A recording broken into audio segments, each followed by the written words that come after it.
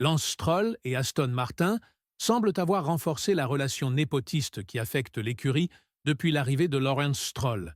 Et cela pourrait être une mauvaise nouvelle pour Verstappen. Les portes hors de Red Bull se ferment peu à peu, et après la récente déclaration d'Alonso, il semble qu'Aston Martin ait confiance en ce qu'il prépare en coulisses. Mais cela signifie-t-il que Verstappen souffrira des décisions d'Aston Martin?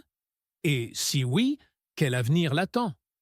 Actuellement, Aston Martin est une équipe coincée dans un no man's land, avec seulement 10 points cette saison 2025. Toutefois, des rapports indiquent que toute leur attention est désormais tournée vers 2026, avec Adrian Newey, qui ne songe même pas à améliorer les performances de l'AMR 25. C'est pourquoi Alonso a déclaré qu'il fallait s'habituer à voir Aston Martin là où ils sont actuellement. Mais cela ne veut pas dire que ce sera aussi leur position future. Aussi étrange que cela puisse paraître, Aston Martin a publié une déclaration affirmant qu'ils n'avaient aucune intention de se séparer de leur atout le plus précieux sur la grille.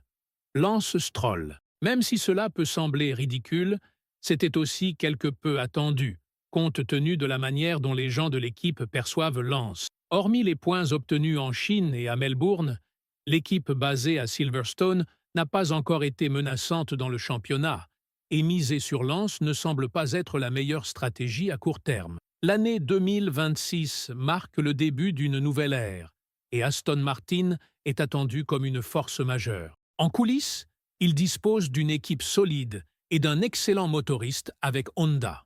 Les deux parties espèrent des résultats forts, et si l'équipe ne livre pas, la pression de leur partenaire sera inévitable. Honda a été très clair concernant les pilotes, et le président de la société, Koji Watanabe, a déclaré que la même approche qu'avec Red Bull sera appliquée chez Aston Martin. L'équipe aura son mot à dire sur le choix des pilotes, mais la vraie question est de savoir à quel point Honda influencera réellement ces décisions. Car, contrairement à Red Bull, ils ne sont pas partenaires techniques, mais uniquement fournisseurs de moteurs. Leur plus grand levier viendrait si leur moteur s'avérait exceptionnel, auquel cas ils auraient Aston Martin dans le creux de leurs mains en ce qui concerne la domination de la voiture. En développant ce sujet, Watanabe a déclaré « Le nombre de sièges disponibles se réduit. Toutefois, chez Honda, nous continuerons à exprimer nos opinions lorsqu'il s'agira de choisir les pilotes pour 2026 et au-delà. Bien sûr, l'équipe aura le dernier mot, mais le processus sera similaire à celui utilisé chez Red Bull. Lance ne répond peut-être pas actuellement aux attentes de Honda. Et un problème encore plus important pour l'équipe de Silverstone est que la relation entre Newey et Lawrence pourrait se détériorer. La situation est loin d'être idéale, car Newey est totalement concentré sur la voiture de 2026, ce qui pourrait être frustrant pour Lawrence, surtout qu'il paie le génie britannique 33 millions de dollars par an. L'ancien pilote de Formule 1, Robert Dornbos, a commenté la situation en disant « L'ambiance interne chez Aston Martin n'est pas bonne en ce moment. » Il a ajouté « Lawrence Stroll est très présent, mais ce n'est pas agréable d'être autour de lui en ce moment. On entend dire qu'il est furieux parce qu'Adrian Newey ne veut pas s'impliquer sur la voiture de 2025. Il paraît que Newey dit « Je ne travaille que sur 2026 », tandis que Stroll pense « Je te paie 33 millions de dollars par an ». Il est évident qu'il y a des tensions. Il y a également une stratégie derrière cela. Newey ne verrait aucun inconvénient à ce qu'Aston Martin termine avant-dernier au championnat des constructeurs, car cela leur offrirait beaucoup plus de temps en soufflerie. La relation entre Newey et Lance ne serait pas idéale, et l'équipe technique d'Aston Martin aurait même demandé un remplacement en début de saison lors d'une réunion à huis clos. Mais avec le renouvellement de la confiance envers le pilote canadien, Newey pourrait maintenant se heurter à la réalité. Lorsqu'on est payé un certain montant, on peut influencer les décisions, mais pas tout contrôler. Cela pourrait-il nuire à une éventuelle arrivée de Verstappen, étant donné les tensions déjà visibles dans les médias? Le temps nous le dira. Mais une chose est sûre, Aston Martin a pris un engagement public ferme envers Lance Stroll. Si l'équipe choisit de soutenir un pilote qui semble très à l'aise dans sa situation actuelle, alors c'est un pari osé, et cela pourrait les empêcher d'avoir une vision plus large. Une équipe composée d'Alonso et Verstappen en 2026 mettrait une pression énorme sur Ferrari, qui dispose actuellement du duo le plus fort en termes de palmarès, ainsi que sur McLaren et même Mercedes. Cela dit, cette fidélité à Lance pourrait représenter une réelle menace pour Verstappen s'il envisage un avenir en dehors de Red Bull, car l'un des rares sièges disponibles est désormais pris. Il devra espérer une retraite d'Alonso pour pouvoir espérer une place chez Aston Martin. C'était déjà le mouvement le plus logique avant même que l'équipe ne confirme publiquement sa position sur Lance, ce qui ne change pas grand-chose, car c'était largement attendu. Toutefois, le paysage de la Formule 1 évolue énormément. Si Alonso décide de continuer après 2026, il sera très difficile pour Aston Martin de remplacer l'homme qui les a menés là où ils sont aujourd'hui, malgré leur baisse de performance actuelle, par quelqu'un comme Verstappen. On l'a vu avec Hamilton chez Ferrari.